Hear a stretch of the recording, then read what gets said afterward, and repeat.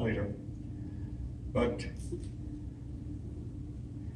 he was telling us how stupid we were and all that we couldn't tell the difference in the sound of an M1 and a German rifle.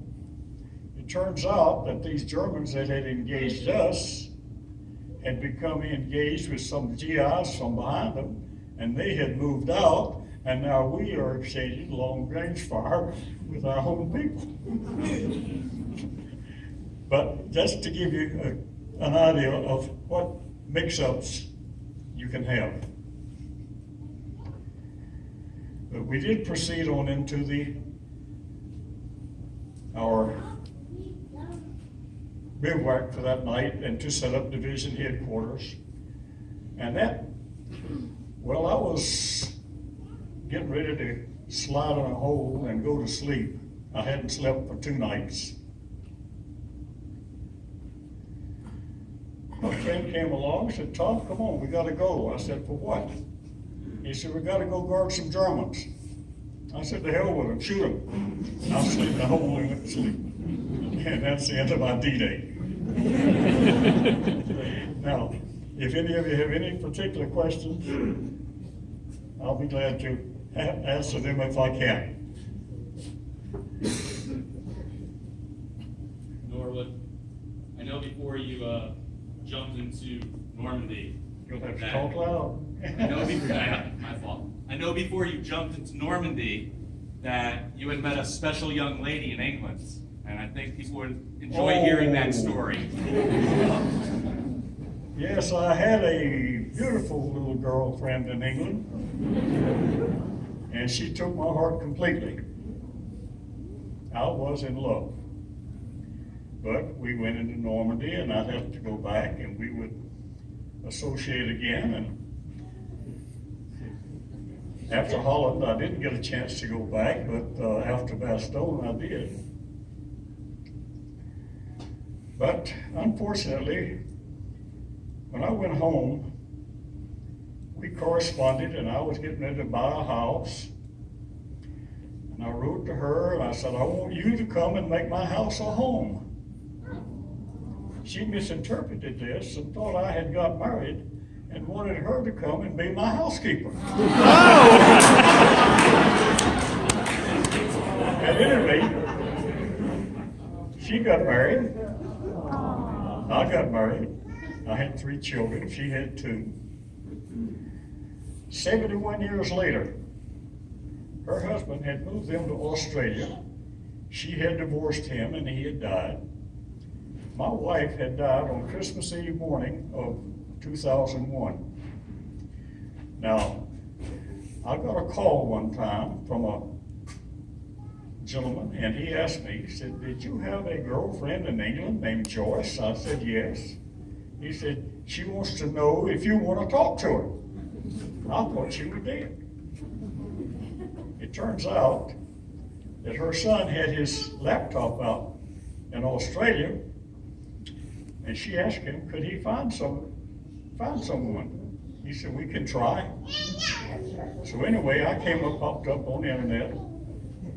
They found out I was in Virginia Beach. We made a Skype contact, my son and her son, set up a Skype so that I could talk to her for the first time in 71 years.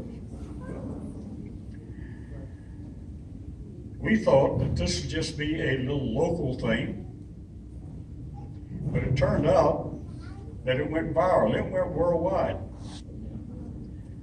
A lady in Los Angeles saw it who was doing publicity for New Zealand Airways. She got with her boss. New Zealand Airways gave my son and me first class from Norfolk to Australia and back. So I had 2 weeks of a wonderful reunion with the first great love of my life.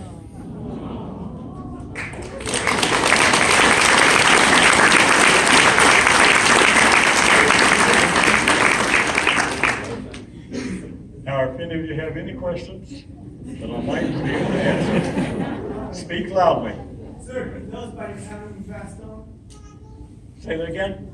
Tell us about your time in Bastogne. In Bastogne, we had come out of Holland in summer clothing, just like this. We thought the war was going to be over by Christmas. Now this is in mid-November. We thought the war was going to be over by Christmas. So they didn't bother to issue us winter clothing. We're sitting in France. General Taylor has gone to Washington to discuss future airborne operations. General McAuliffe, who was division artillery commander, has taken command of the division. He got the call, move.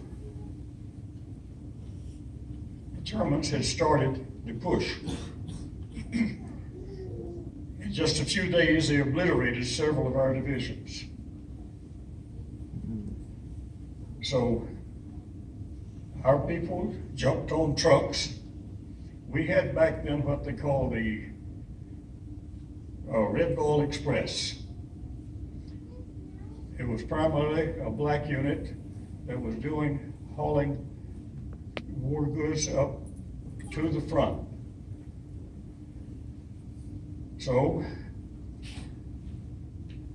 our MPs went out on the main road there and stopped all these trucks and shipped them into us.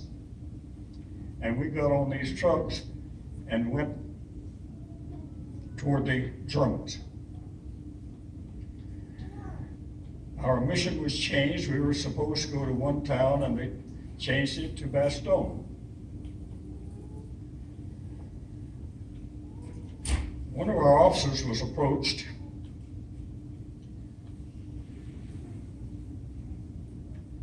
by one of the units that was running. And they said, "Don't go up there, you're going to be surrounded." Our officer's response was, "We are paratroopers. We are accustomed to being surrounded." So we went into Bastogne. It became the coldest winter on record. We did not have winter equipment. Our guns and equipment had been turned in for refurbishing and replacement. We got back what we could. We went into Bastogne, short on men, short on weapons, short on food, short on everything.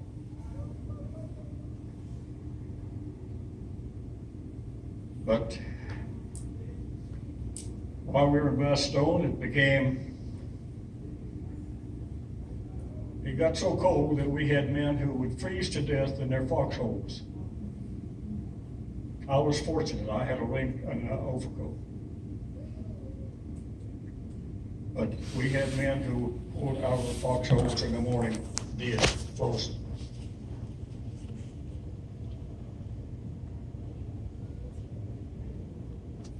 We had about our third or fourth day there, the Germans sent in a demand note demanding that General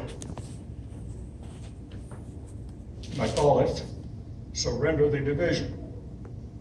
If he didn't surrender, we were going to be annihilated because there were 5 divisions of artillery had us encircled.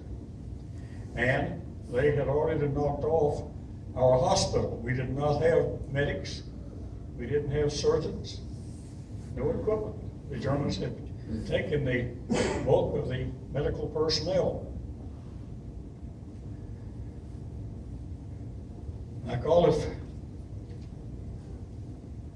thought about this for a bit. He said, "I don't know what to tell him." This colonel who was there said, "Well, what you said when he first got the note," he said, "Well, what do they want?" He said, "They want to talk about a surrender." He said, "They want to surrender to us?" He said, "No, they want us to surrender to them." So McAuliffe said, "Nuts," and went on about his work. So this colonel said, well, what you said a while ago sounded pretty good to me. I called and said, well, what was that? He said, well, you said nuts. So that's the note that Mike Wallace sent back to the German commander. And the German commander, nuts. The Germans that were taking this note back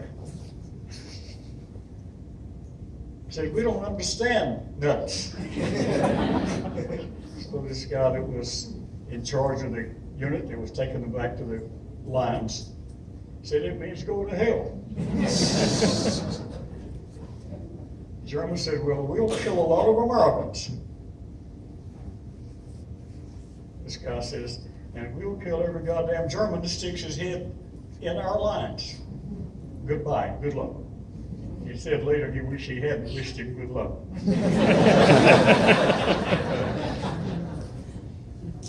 But several days later, the clouds broke. We got a resupply. First thing it dropped was ammunition. Then food. Then medical supplies. They were gradually getting stuff into us. General Patton made his way into us. And according to the papers at that time, General Patton rescued the 101st Airborne Division. The word rescue